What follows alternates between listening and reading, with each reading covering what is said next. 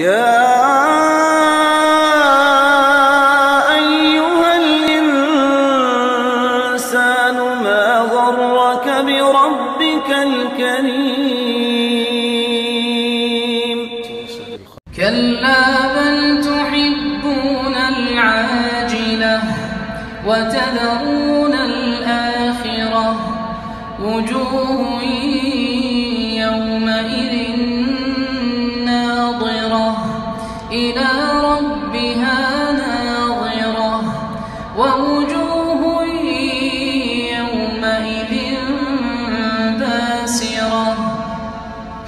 تظن أن يفعل بها فاقرة كلا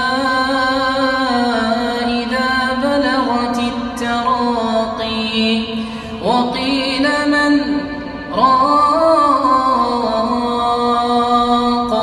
وظن أنه الفراق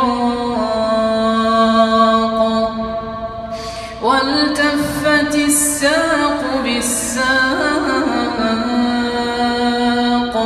إلى ربك يومئذ المساق فلا صدق ولا صلى ولكن كذب وتولى ثم ذهب إلى أهله يتمطى أولى لك فأولى ثم أولى لك فأولى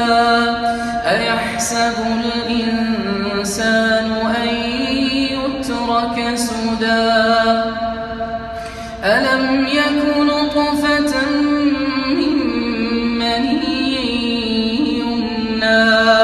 ثم كان علقة فخلق فسوى فجعل منه الزوجين الذكر